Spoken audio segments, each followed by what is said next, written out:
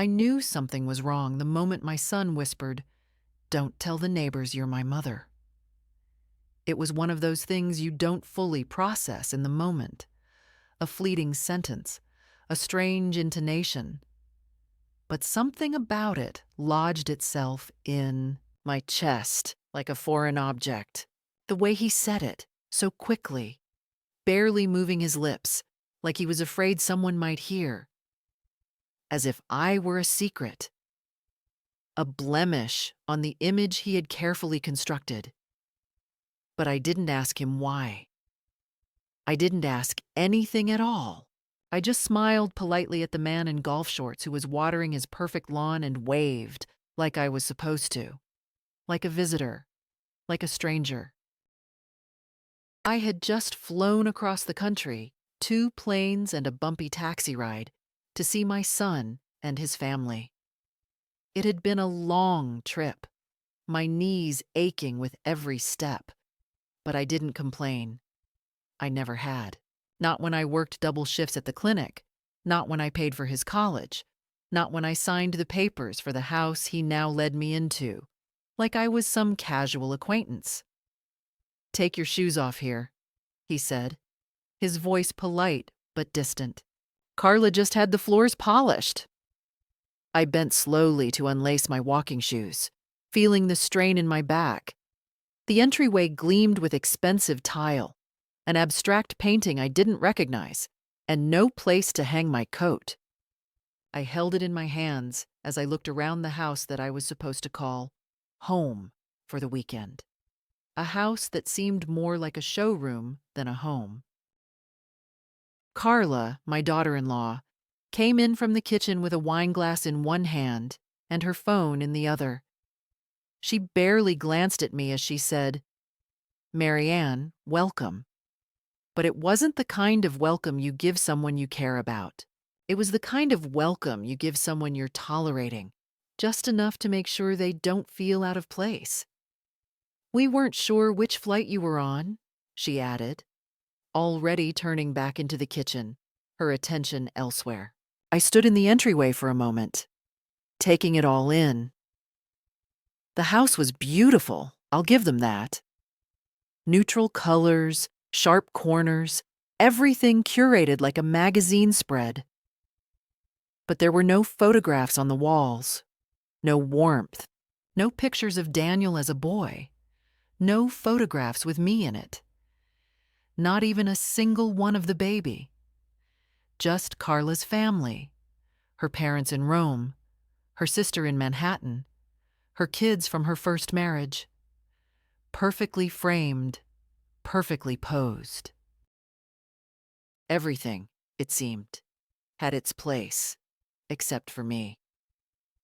I tried not to think too much about it, but the feelings settled in my chest, a weight that grew heavier with every step I took. The guest room was clean, sparse, and cold. There was no chair to sit in, no books on the nightstand, just a bed with plain white linens, a small suitcase stand, and a card that read, "Welcome guests. Wi-Fi password. Thornhouse 1 Thornhouse. The name of their house. A joke, I suppose, since my last name was Cross. But I didn't laugh. I didn't feel like laughing. It was more of a cruel reminder that I didn't belong, that I was here because they felt obligated, not because they wanted me here, not because I mattered. I sat down on the bed, slowly, the aches of the trip settling into my bones. I didn't unpack. I just sat there for a long time, my eyes fixed on the blank white walls. My mind wandered, but I didn't let it go too far. I knew what would happen if I let it. I would start feeling sorry for myself. I wasn't ready for that yet. When Daniel finally came to check on me, it was almost like he was doing me a favor. He hovered by the door for a moment before saying, "Just try to relax tonight. It's mostly Carla's circle, you know. Doctors, architects, that crowd." What he meant was that I should keep to myself, not draw attention, not remind them of who I was or what I had given up to make sure he got ahead. I nodded, but it didn't feel like a gesture of comfort. It felt like a quiet dismissal, an unspoken reminder that I was not the woman I used to be in their eyes. I was just a shadow, someone who no longer had a place in their world. I sat on the bed, folding my hands in my lap, listening to the sounds of their lives happening downstairs. The clink of glasses, the low murmur of voices, the sound of something being poured. It wasn't even their fault. It was mine. I had spent my life building a family, making sure they were cared for, always giving, never asking for anything in return. And now here I was, a woman who had raised a child who couldn't even look me in the eye, who had married a woman who didn't even want me at her dinner table. I had given everything, but now I was a burden, an inconvenience, a guest who had overstayed her welcome. And the worst part? I was still trying to figure out how to make it right, how to be the mother, the grandmother, the woman I had once been. But I didn't know if that person still existed. I didn't know if I had ever been that person. The next morning, the house was already alive with activity before I had even made it to the kitchen. Carla was blending something with yogurt, and Daniel was standing by the refrigerator scrolling through his phone. Neither of them looked up when I entered. "Morning," I said. Not too loud, not too soft. "Morning," Daniel replied, his eyes still fixed on the screen. Carla gave me a distracted smile. "We're heading out soon. Farmer's market, then the park with the kids. We'll be gone most of the day." I nodded, trying to keep the disappointment out of my voice. "Sounds nice," I said. "Maybe I'll take a walk around the neighborhood, stretch my legs." There was a pause, and then Daniel looked up, his face briefly registering something that almost looked like concern. "Are you sure you're okay with that?" he asked. "It's a pretty upscale area. Just don't talk to anyone too long, okay?" I tilted my head slightly, confused. "Why would I?" I asked. "No reason," he said quickly, his voice a little too quick. "Just, people here can be particular." His words hung in the air, and I could feel the discomfort in the room. Carla shot him a sharp look, but he didn't notice. I didn't push it. I didn't say anything else. I just nodded and watched as they bustled around, preparing to leave, getting the kids ready, making sure everything was in place. I stood there, holding my coffee, feeling more like a piece of furniture than a person. They were already gone before I had finished my drink. The door clicked shut behind them, and I was alone in their perfect house. It was eerily silent, the kind of silence that fills a room not with peace, but with an overwhelming sense of abandonment. I wandered through the house, looking at the sleek counters, the perfectly curated decor. Everything had its place. Everything had its purpose. But none of it felt real. None of it felt like home. Not to me. I couldn't shake the feeling that this house wasn't just a home for them. It was a museum. A place where nothing could be out of place. Where there was no room for imperfections. No space for the messy, real parts of life. I finally made my way to the backyard, where the grass was clipped too short, and the patio furniture looked like it belonged in a magazine spread. There was a sandbox in the corner of the yard, still wrapped in shipping plastic, untouched. It was as if they were trying to create a life that didn't include the messiness of real family, the softness of memory, the reality of love. I was just a reminder of that mess, of the life they had outgrown. And then Daniel appeared at the door, stepping out into the yard. He smiled, but it was forced, like he didn't know what else to do. beautiful yard," I said, trying to make small talk. "Yeah, I guess it's nice," he replied, his voice flat. We stood there in silence for a moment, each of us unsure of what to say. And then I said it. I said what had been brewing inside me ever since I stepped into this house. "I saw the pictures inside," I said. "The ones of Carla's family. There were no pictures of me. No pictures of you when you were a child." Daniel rubbed the back of his neck, looking uncomfortable. "Carla has a certain style," he said, avoiding my gaze. "It's efficient, Mom." I looked at him, trying to process his words. "Efficient?" I asked quietly. He shifted his weight from one foot to the other, clearly uncomfortable. "It's just that we've worked hard for this house. It's part of a certain life, you know? A life we've built." I stared at him, my son, grown and polished, standing in his perfect yard, and it hit me. "You mean a life where people don't have mothers who wear old cardigans and bake scones?" He shifted uncomfortably. "It's not that we don't appreciate everything you've done. You've been generous, always. But this house is, well, it's ours now." I didn't argue. I didn't need to. I just looked at him and said, "I never wanted credit, Daniel. I wanted connection." And with that, I turned and walked back inside, leaving him standing there in the perfect yard, in the perfect life he had built, without ever realizing that the one thing that had truly mattered was the connection he had left behind. The next few days passed in a blur of formalities and subtle dismissals. The house, despite its polished surfaces and carefully curated decor, felt more like a stage than a home. It was as if every object, every gesture, every conversation was carefully planned, rehearsed, and performed for an audience that never really saw me.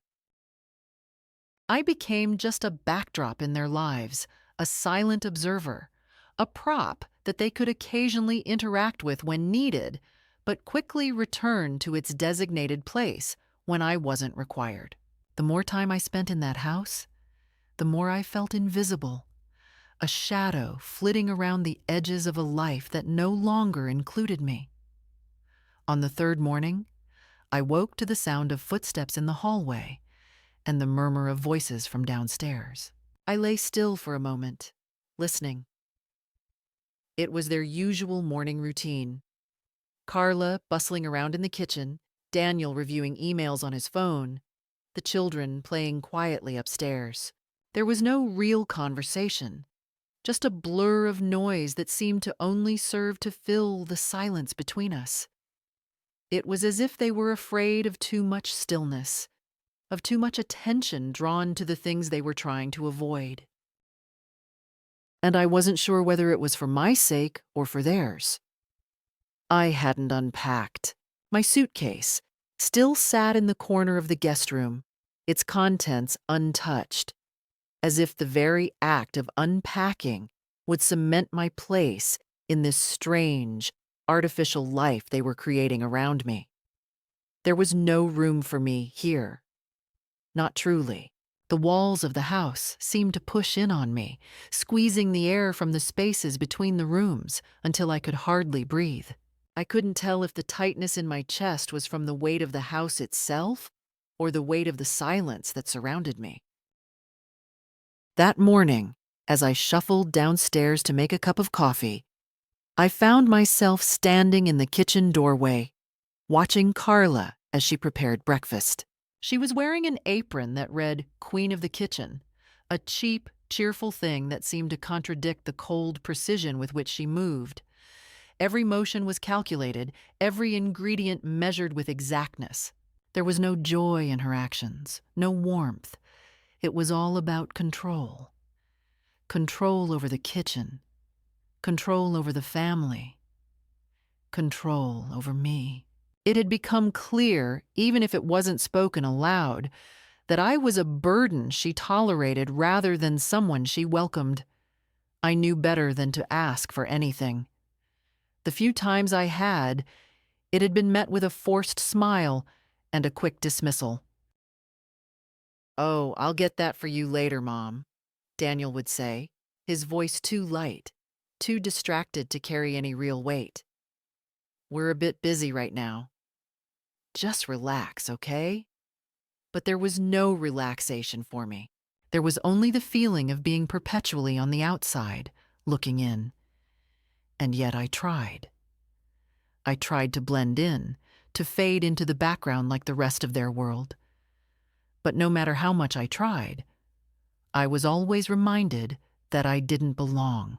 One afternoon, while Daniel was outside washing his car, I wandered through the house looking for something to occupy my time.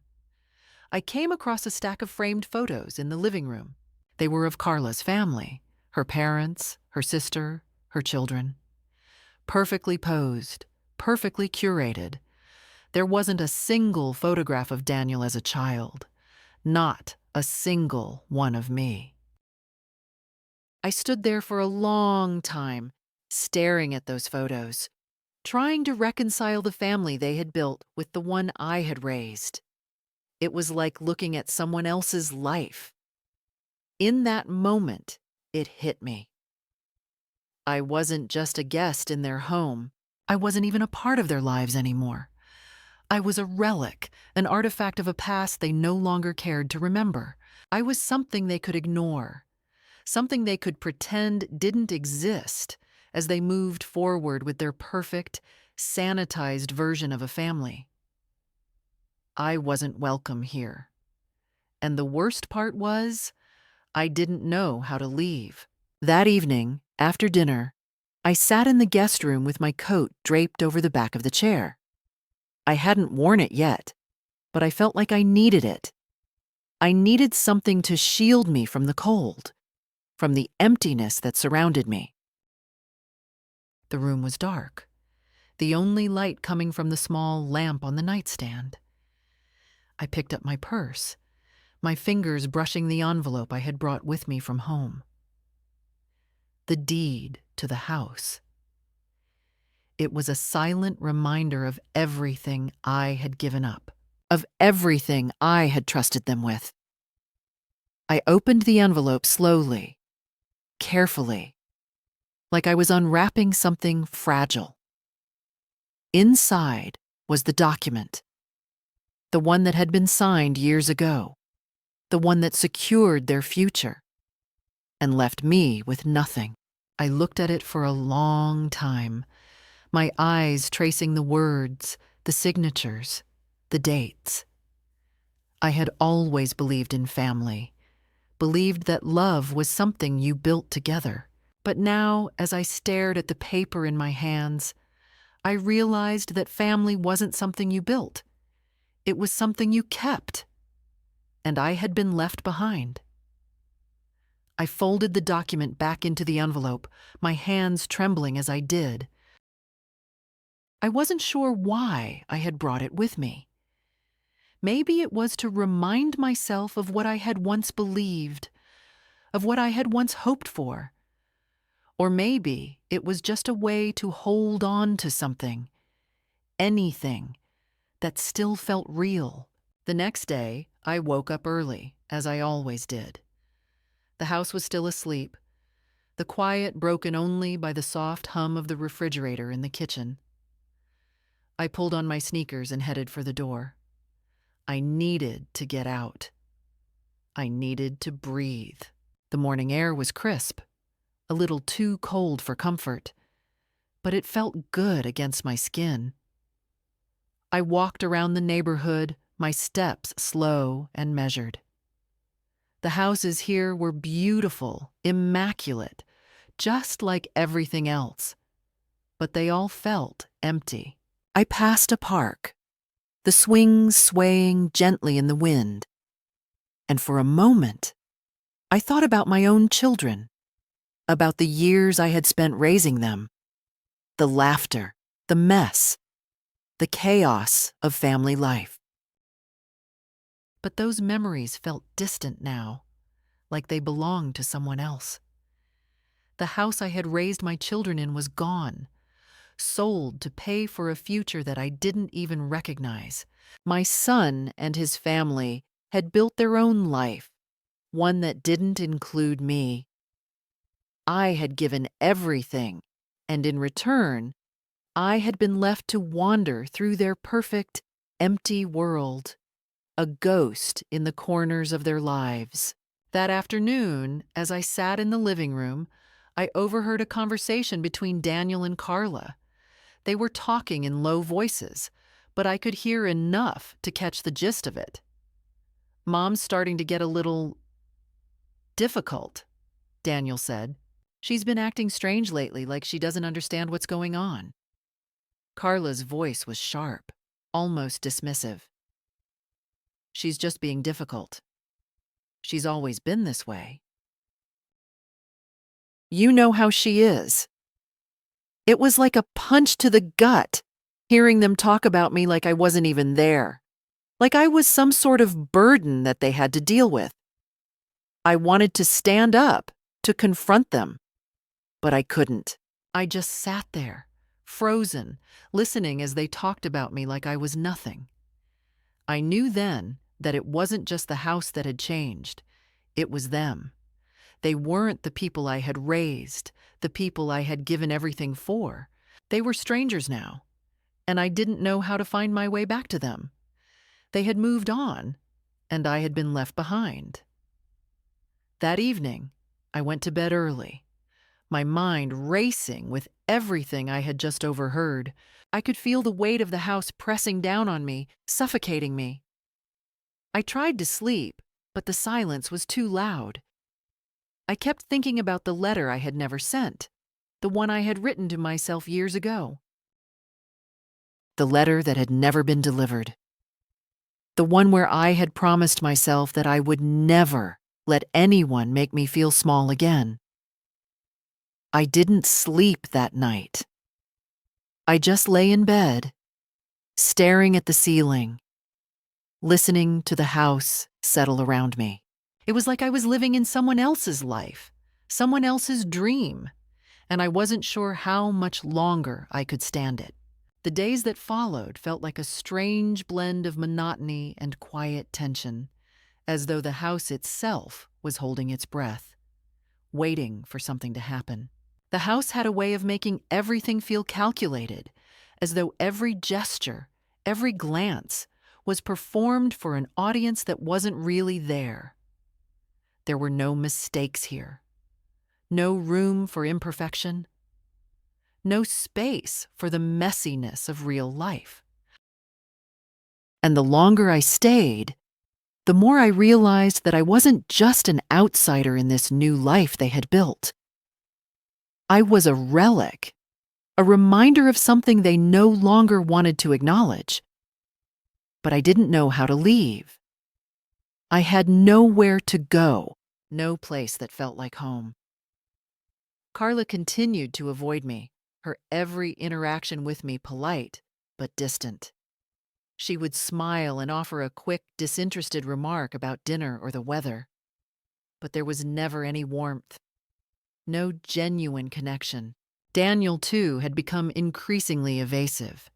He would talk to me, but only when absolutely necessary, his words carefully chosen to avoid any real conversation. I could feel the distance growing between us, the gulf between who I was and who they wanted me to be widening with each passing day. I began to notice small things, little details that should have been insignificant, but that, taken together, began to paint a troubling picture. For one, there were the phone calls, or rather, the lack of them. I had always been someone who valued connection, someone who believed in the importance of keeping in touch, of being there for the people you loved. But now, it seemed like I was the only one who remembered the importance of communication. I would leave messages, send texts, but I rarely received any replies. The few calls I managed to get through to Daniel or Carla were brief, clipped. "We're busy," they would say. "I'll call you back later." But the call never came. I tried to ignore the nagging feeling that something was wrong. I tried to convince myself that this was just how things were now. That I was simply getting older. That maybe they were just too caught up in their lives to pay attention to the details of mine. But the more I thought about it, the more I realized that this wasn't just a matter of busy schedules or misunderstandings. There was something more insidious at play, something I couldn't quite put my finger on. Then one day, everything changed. It started with a simple request. It was a Thursday afternoon, and I was sitting in the living room, reading a book. The house was unusually quiet, a rare moment of stillness that felt both comforting and suffocating at the same time. I had gotten used to the silence, to the feeling of being a ghost in my own family's home. But that day, something in me rebelled. I stood up, walked to the kitchen, and asked Carla if she needed help with dinner. Her response was immediate, but not what I expected. "No, I've got it covered," she said, her voice tight, almost dismissive. There was no warmth in her tone, no willingness to engage. She didn't even look up from the stove as she spoke. It was the same response I had received every time I offered to help. But this time, something in me snapped. I couldn't just sit by and watch as I was slowly erased from their lives. I couldn't pretend that everything was fine when I knew, deep down, that it wasn't. So, I pressed. "I'm just trying to help," I said, my voice more insistent than I intended. "It's not like I have anything else to do."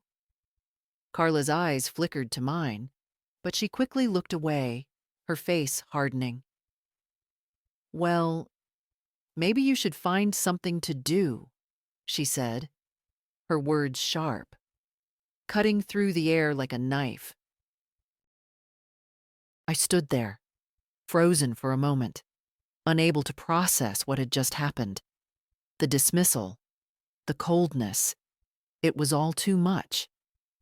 I had never been treated like this by anyone in my life, least of all my own family. But there it was, plain and simple. They didn't want me here. They didn't want me to be a part of their lives. And that reality hit me harder than anything else ever had. The silence that followed was suffocating.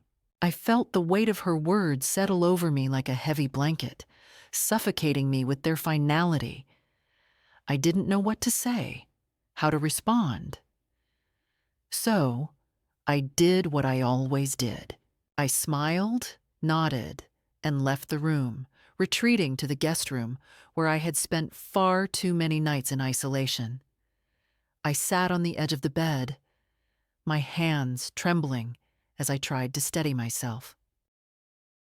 I wasn't sure if it was the humiliation or the realization of what had been happening that finally broke me. The tears came then, unexpected and overwhelming. I hadn't cried in years. I had always been the strong one, the one who kept it all together, no matter what. But that day, sitting alone in a room that wasn't mine, in a house that wasn't mine, I couldn't hold it in anymore. I had given everything to this family, and in return, I had been discarded, left to fade away in a corner of their lives where I no longer mattered. But it wasn't just the tears that came. It was something else, something deep within me that I had buried for years. It was the realization that I had allowed myself to be treated like this, that I had allowed them to strip away my dignity, my sense of self-worth, piece by piece, until all that was left was a shadow. I spent the next few hours sitting in the guest room, replaying the conversation in my mind, trying to make sense of it all. I knew that I couldn't stay here any longer. I couldn't live in a house where I wasn't wanted, where I wasn't even seen. But what choice did I have? Where could I go? That night, after dinner, I retreated to my room again, as I had done every night since I arrived. I lay in bed, staring at the ceiling, the quiet of the house pressing in on me from all sides. I thought about the life I had left behind, the life I had built with my husband, the life I had given my children. I thought about the sacrifices I had made, the years I had spent putting their needs above my own. And now here I was, a ghost in their home, a relic of a past they no longer cared to remember.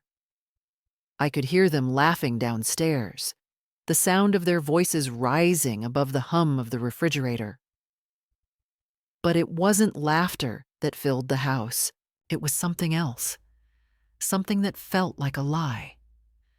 It was a performance, a carefully constructed facade that they put on for the world, pretending that everything was perfect, that everything was fine. But I could see through it.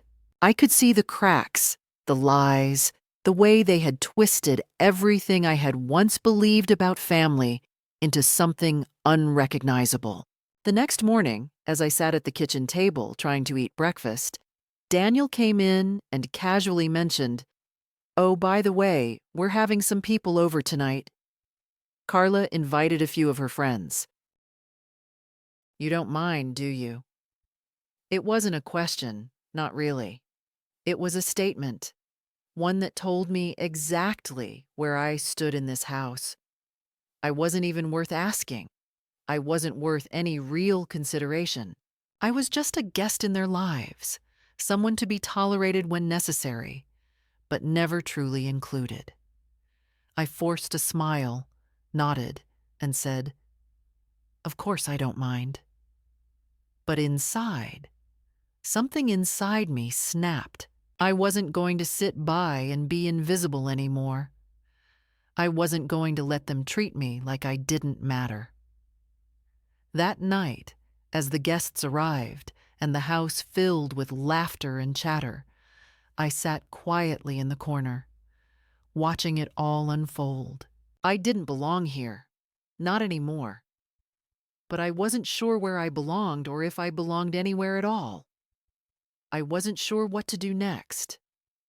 But I knew one thing for sure. I couldn't stay here. I couldn't stay in a place that had become a prison, a place where I was nothing more than an afterthought. As I watched them, laughing, talking, living their lives without me, I realized that I had two choices. I could continue to fade into the background, to play the role of the invisible mother, the invisible grandmother, the woman who had given everything only to be left behind. Or I could find a way out, a way to reclaim myself, to reclaim my life. And for the first time since I arrived, I felt a flicker of something inside me, something that had been buried under years of sacrifice, of neglect, of being forgotten. It was a spark of defiance, a reminder of the woman I had once been. And I knew that no matter what, I would not let that spark die. The days after that night passed in a blur of half-hearted attempts to keep up appearances, both for myself and for the family. I still ate breakfast with them in the morning, still nodded when they spoke to me, still smiled at the right moments. But everything felt hollow, like I was performing in a play where the script no longer made sense.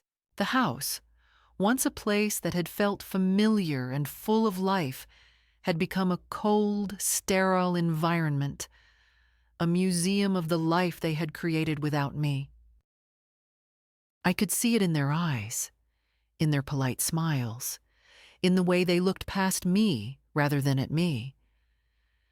But something had shifted inside me. I didn't know what it was yet, but I could feel it growing, a small but persistent shift in my thinking. I had spent so much of my life living for others, putting my needs aside, letting their expectations and desires dictate my actions.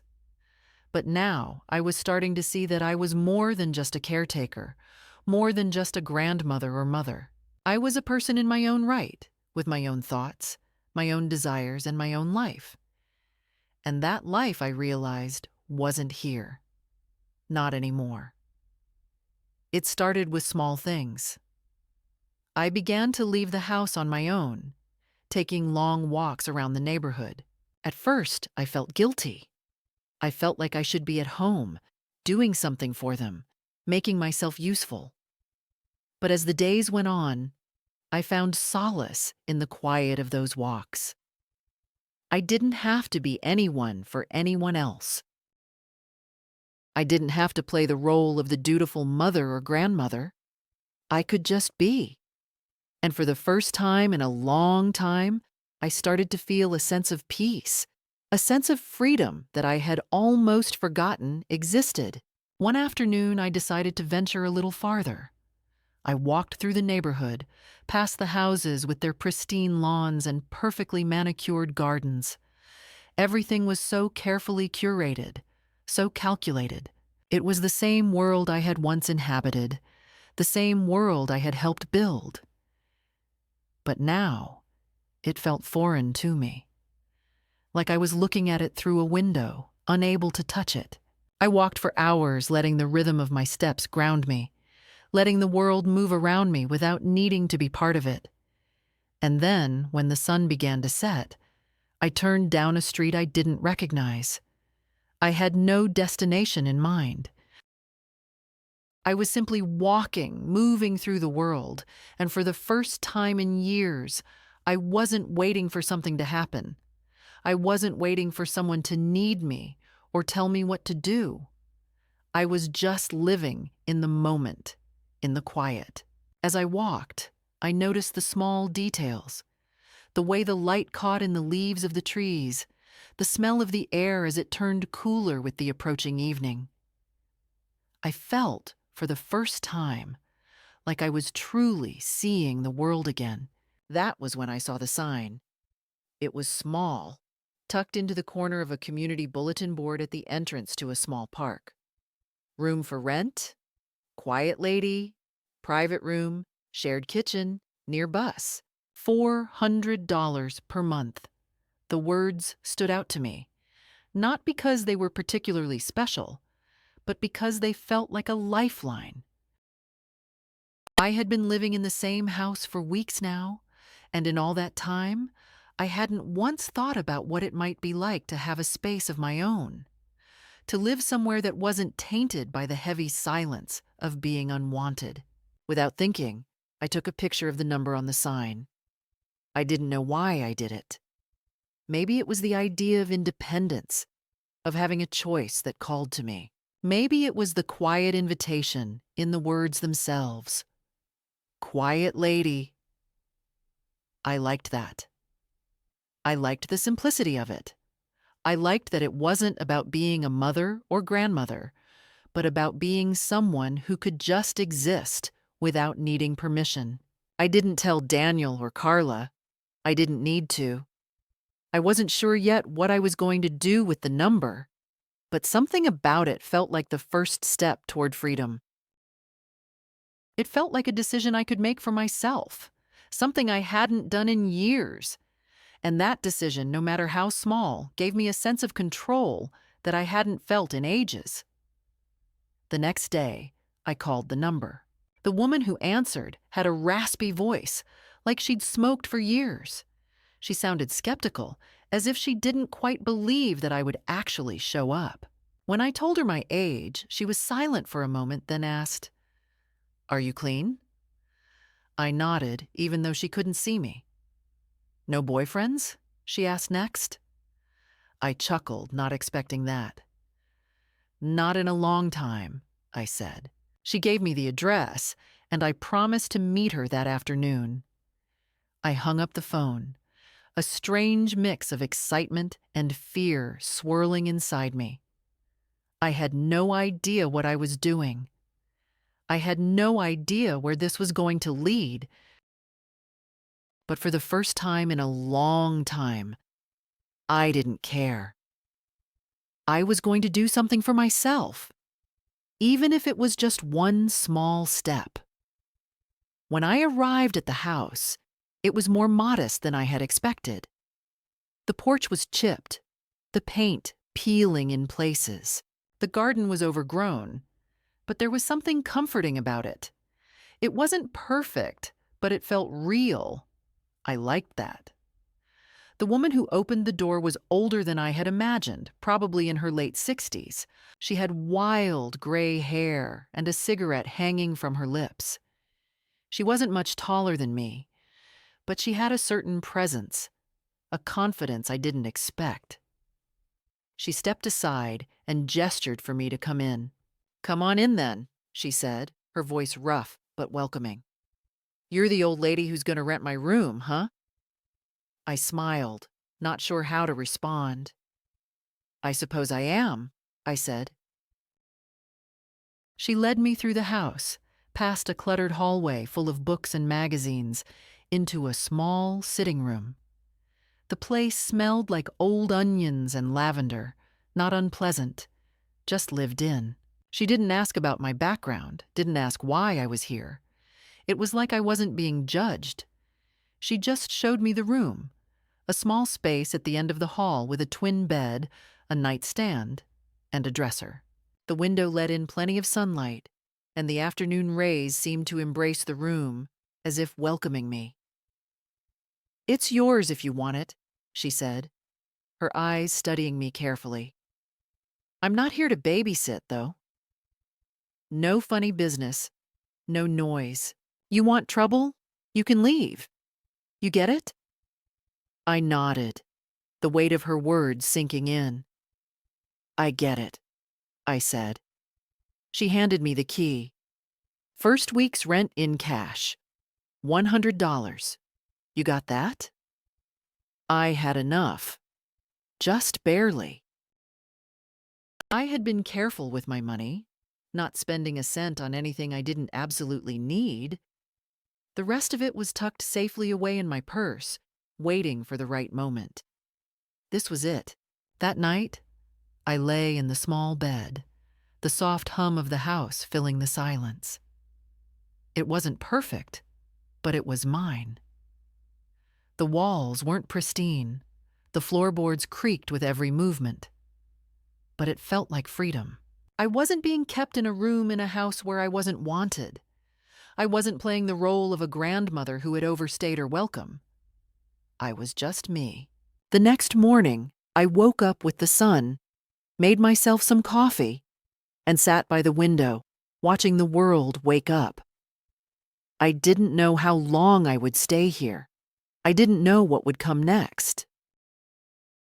But for the first time in a long time, I felt like I was where I needed to be. And that was enough. Life in the new house began quietly, but firmly, with each day becoming more familiar, despite the fact that just a short time ago, I couldn't imagine how I would live without all the people and things I had once been so deeply connected to. The simple rhythm of waking up in the mornings, a cup of coffee by the window as the clouds drifted past and the shadows of trees bowed under the morning light. These small, routine things started bringing me a sense of peace. It wasn't an ideal place, not the place I would have chosen if given the option, but it had become a place where I could finally feel like a person again, not a burden, not an unnoticed figure that could be manipulated. The first few weeks I spoke to almost no one. Joyce, my new landlord, went about her daily tasks, occasionally offering me a cup of tea and speaking a bit about the city or life in general.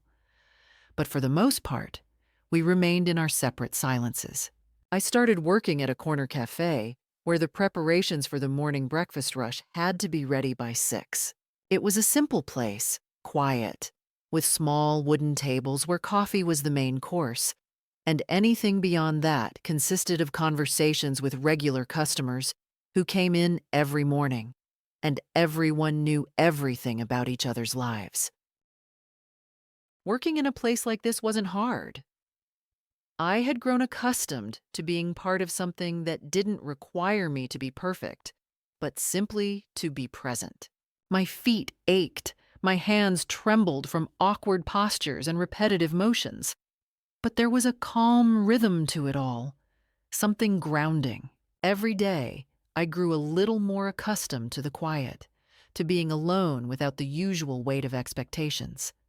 The job was simple: pour coffee, clear plates, refill the sugar and cream stations. Nothing to demand too much. Nothing to pull me out of the stillness. And yet, despite the comfort of this newfound independence, there were moments when the silence grew too heavy, when I was reminded of everything I had left behind. I had never been someone who thrived on isolation. For years, I had been surrounded by family, by constant movement, by the noise of a life lived fully and together. Now, I had been cut off from that, placed into a world where my own presence felt unnecessary, where no one asked about my day, no one checked if I was doing okay. At first, I tried to ignore the growing sense of abandonment. I told myself that I was okay, that I had everything I needed. But it wasn't long before the distance between me and the rest of the world began to feel suffocating. I could hear Joyce moving around in her own little universe, never quite close enough to reach, and I felt a gnawing emptiness in the pit of my stomach. I didn't want to become a burden to her, didn't want to ask her to fill the space that my family had once filled. But I couldn't shake the loneliness. There were evenings when I would return home from work to find the house empty, save for the dull hum of the refrigerator and the creak of the old house settling into the night. One such evening, after a particularly long shift, I found myself sitting in the small sitting room, the dim light of the television casting a flickering glow on the walls. I wasn't really watching it.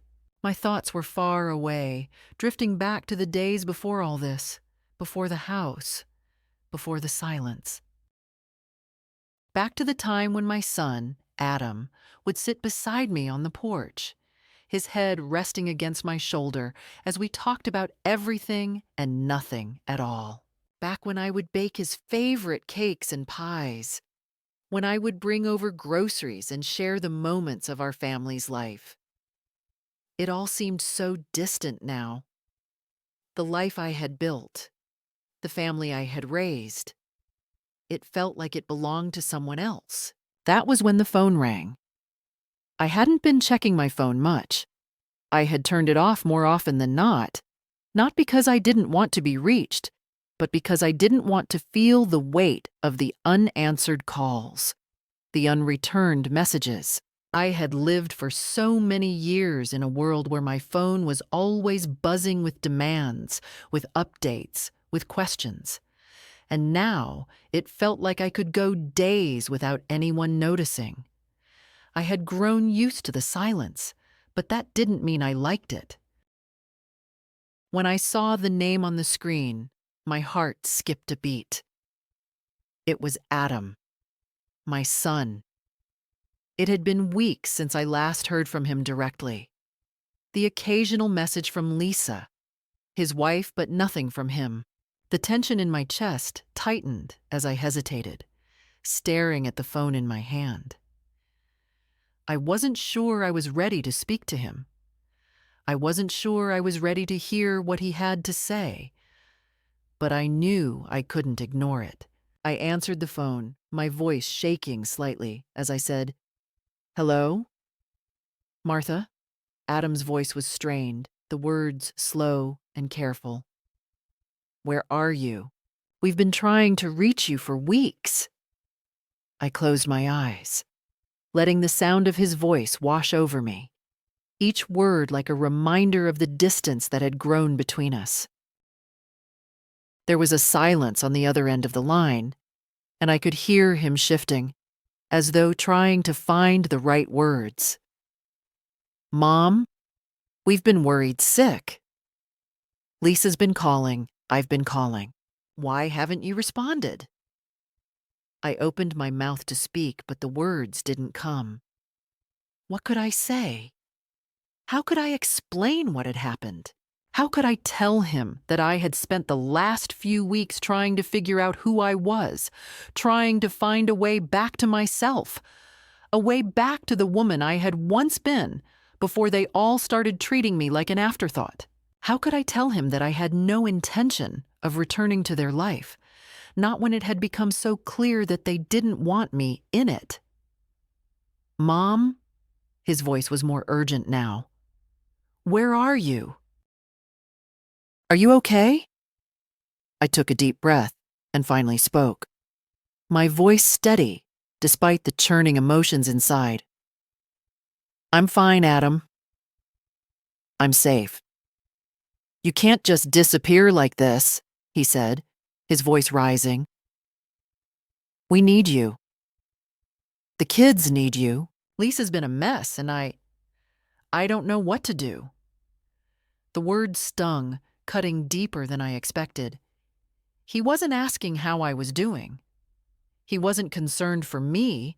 He was upset because I had thrown off their routine, their carefully constructed lives. I could hear the frustration in his voice, the impatience, and I realized in that moment that he didn't see me anymore. Not really. He saw an obligation, a duty he needed to fulfill, not a mother, not a woman who had given everything for him. "Adam," I said softly, my voice even, "I'm not coming back." There was a long pause on the other end of the line. I could hear him breathing, a strained, ragged sound that seemed to echo in the silence. Finally, he spoke, his words tight with emotion. "What do you mean? You're not coming back? You can't just leave like this. We need you. I need you." The finality in his words hung in the air between us, but it was not the kind of finality that gave me comfort. It was the kind that made me realize how little he understood, how little he cared to understand. "I'm not your caretaker anymore, Adam," I said quietly. "I'm not here to fill the role you've given me. I'm here to live my life. I've spent years putting everyone else first, and now it's time for me to take care of myself. I'm not coming back to a life that isn't mine anymore." There was no response at first. Then, finally, he spoke, his voice barely a whisper. "Mom, I don't know what to say." "You don't have to say anything, Adam," I replied, my voice steady. "I'm not asking for anything from you. I'm not asking for your approval. I'm just asking you to understand that I'm not the same person I was before, and I'm not going back." And with that, I ended the call.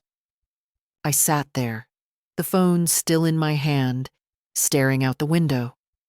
The quiet in the house felt heavier now, more suffocating. But there was something else, too.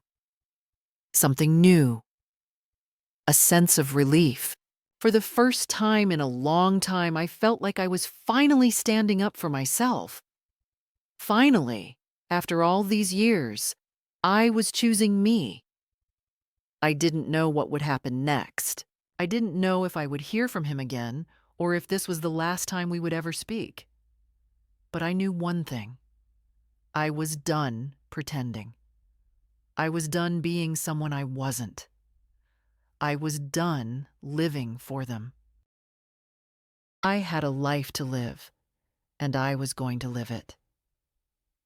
The days following my conversation with Adam were long, stretched out like a heavy fabric that refused to fall into place. I had expected the weight of guilt to settle over me after hanging up on him, to question my decision, and second-guess the finality of my words. But instead, there was a strange clarity. I felt lighter, freer in a way that I had never imagined. For the first time in years, I wasn't waiting for someone else's approval, someone else's validation. I was simply being myself for myself. It wasn't about them anymore. It wasn't about meeting expectations or fulfilling obligations. It was about finding my own peace, my own path, without needing permission. But that didn't mean the silence that followed wasn't difficult. The house felt different without the constant buzz of my phone, without the quiet hum of my family's lives intersecting with mine. Joyce went about her days, mostly leaving me to my own devices. But even in her presence, there was an absence, a subtle discomfort that I couldn't shake. It wasn't that she had been anything but kind to me. It was simply that we were two different people occupying the same space, living in parallel lives that didn't often meet. Then one evening, everything changed. I had been walking the familiar route to the cafe, my mind preoccupied with the small, daily tasks that had come to fill my days. I had grown used to the simple pleasures of my routine, the quiet joy of making coffee for a stranger, the steady rhythm of wiping down tables and smiling at the regulars. I had grown comfortable with the idea that this was my life now, that it didn't need to be anything more. But as I approached the cafe, I saw something that stopped me in my tracks. Standing outside, just under the awning, was a figure I hadn't expected to see. It was Lisa, my daughter-in-law. She was looking at the menu posted in the window, her back to me, and for a moment, I wondered if I had imagined it. But no, it was her. I had been so caught up in my own life, in my own decisions, that I hadn't realized how much time had passed since I'd seen any of them. I hadn't expected her to come looking for me. I had expected, if anything, for her to continue the same pattern of avoiding, of pretending I didn't exist. And yet, here she was, standing on the sidewalk like she had every right to be there, like nothing had changed. I stood there for a moment, not sure what to do. Part of me wanted to turn around and walk away, to pretend I hadn't seen her, to keep moving forward in the life I had begun to build for myself. But something in me stopped. Something in me wanted to face this, to confront it once and for all. So, I walked forward. Slowly, cautiously, not sure of what to expect, but determined to meet it head-on. When she turned and saw me, there was a flicker of surprise in her eyes, quickly masked by a practiced smile. "Martha," she said, her voice soft, almost hesitant.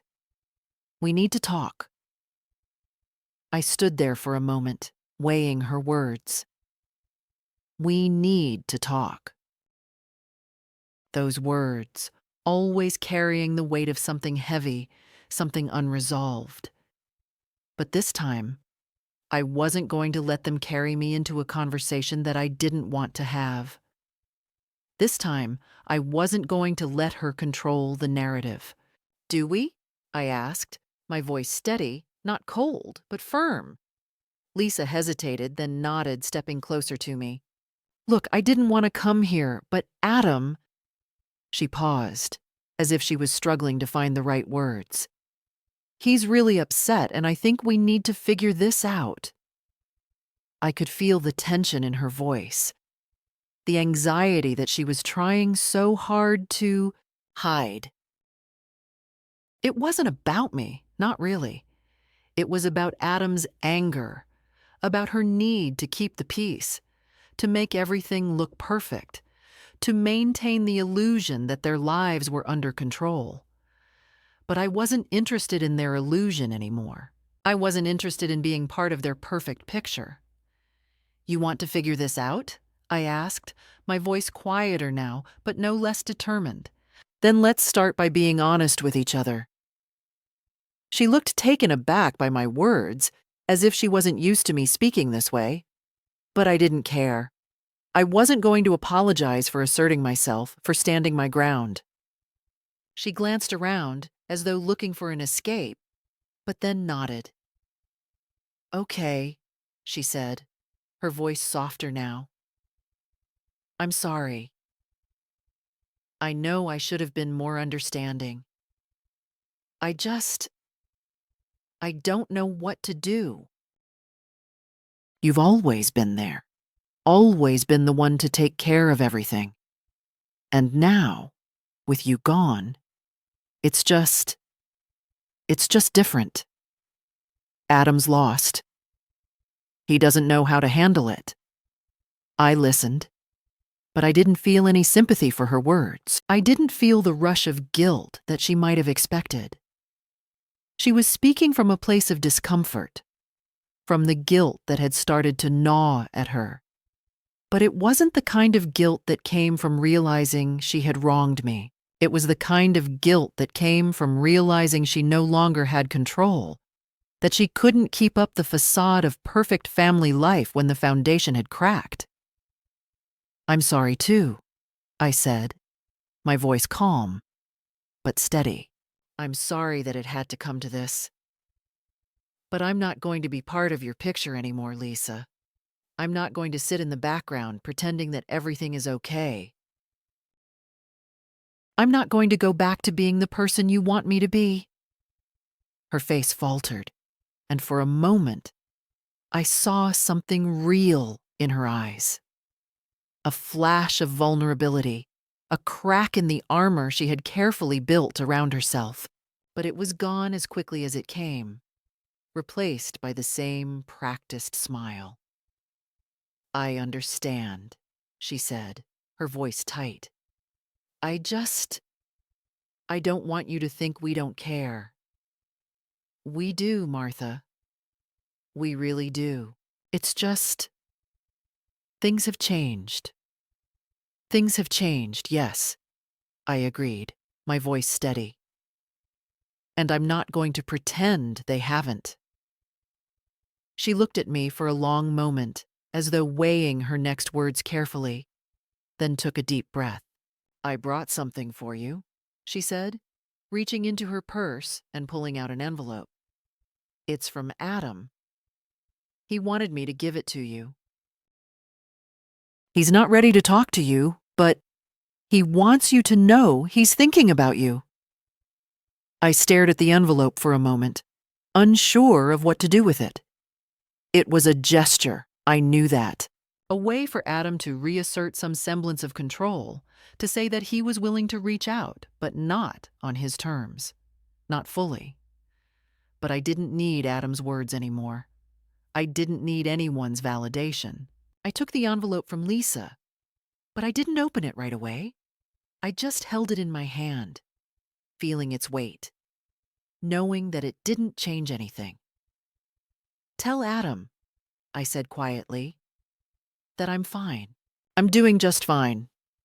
She nodded, her eyes searching my face for any sign of weakness, but there was none. "Okay," she said, her voice soft. "I'll tell him. But just know that he misses you. And the kids, too." I nodded, but I didn't say anything. I didn't need to. The conversation was over. Lisa stood there for a moment longer, watching me, as if she expected me to say something else, but I didn't.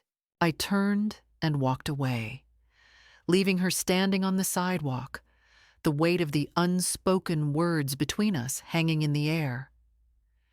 As I walked down the street, I felt a strange mix of emotions. There was a part of me that wanted to feel guilty, to feel like I should turn around and fix everything.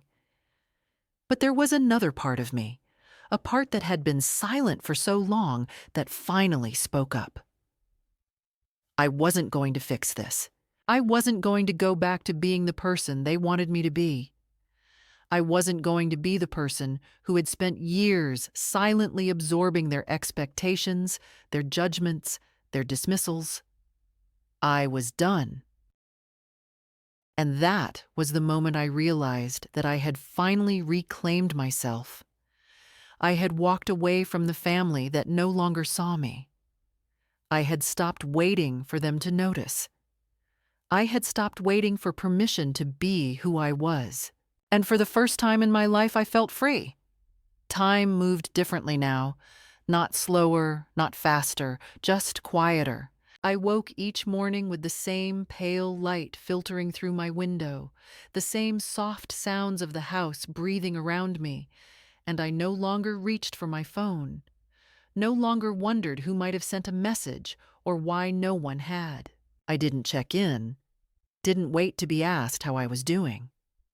I brewed my tea, fed the birds that had started gathering near the porch, and I sat for a while in silence. The kind of silence that once frightened me, but now felt like a blessing. It was not the silence of exclusion, but of peace, a kind of stillness I had not known in decades. I often thought about the life I had walked away from, not with bitterness or regret, but with the steady gaze of someone who had finally learned to tell the truth. I no longer tried to make sense of the cruelty, the erasure, the way I was slowly pushed aside until I could barely recognize my place in the family I had built. That truth didn't change no matter how kindly they tried to rewrite it afterward. They had laughed once when I tried to speak. They had said things behind my back, forgotten my birthday, left me out of photographs and plans and small inside jokes that mothers are supposed to live for. And I had endured it all because I believed that silence meant love, that endurance was grace, that invisibility was the price I had to pay to remain close to them. But now I understood something else entirely. Silence can also be survival. Endurance can become escape. Invisibility, when chosen, can be power. I received one more letter from Adam, weeks after Lisa's visit. This one was different. There was no guilt laced into the words, no veiled expectations. He simply said he understood, that he didn't know how or when things began to shift, but that he saw now how I had been slowly emptied out of their lives, like water leaking from a cracked glass. He didn't apologize directly, but he didn't need to. He said he hoped I had found what I needed, that maybe one day we could sit again and talk, not to fix anything, but just to be two people who had both survived the years. I folded that letter gently and placed it in a drawer. I didn't cry. I didn't smile. I simply let the words be what they were, neither redemption nor reconciliation, but recognition. And that was enough. One afternoon, I baked a cake, a simple one, lemon, with a thin glaze. The smell filled the house in a way that reminded me of long ago Sundays. Joyce came into the kitchen, drawn by the scent, and sat down across from me without a word. We had grown closer in recent months, not through confessions or shared histories, but through the quiet rhythm of two women who had both been forgotten in their own ways. She watched me slice the cake, and when I placed a piece in front of her, she said, "You know, you're not as quiet as you used to be." I looked at her, and for the first time, I smiled without sadness. "I was never quiet," I said. "I just stopped speaking to people who weren't listening." The house felt warm that evening, not because of the weather, but because I had filled it with something of myself, my presence, my decisions, my peace. I walked through each room and noticed the details. The books I had arranged on the shelf, the cushion I always moved to the sunniest spot, the little teacup on the windowsill where I left seeds for the sparrows. I had made a home, not out of obligation or memory, but from the simple act of choosing to remain, choosing to stay, choosing to exist. Sometimes I still thought about that attic, not literally, but as a symbol. The space they tried to lock me in, out of sight, out of mind. The storage closet of the living, where they could place me neatly, silently, safely. But I had opened the window. I had stepped out into the light. I had brought the sheriff inside, not a man with a badge, but the truth itself, undeniable and irreversible. And in doing so, I had ended something. Not a relationship, not a family, but a lie. The lie that I didn't matter. The lie that I would stay where they put me. That I would remain grateful for whatever crumbs of love they decided to spare. If another woman were sitting across from me now, tired, ignored, doubting whether she had the right to want more, I would say this: you don't need their permission. You don't need their warmth to keep you alive. You are not a shadow of yourself. You are the full figure. You are the storm they hoped would pass. But you stayed. You remained. And one day, when they realize what they lost, let them knock. Let them call. But know that the door belongs to you now. Whether you open it or not is your choice. And you do have a choice.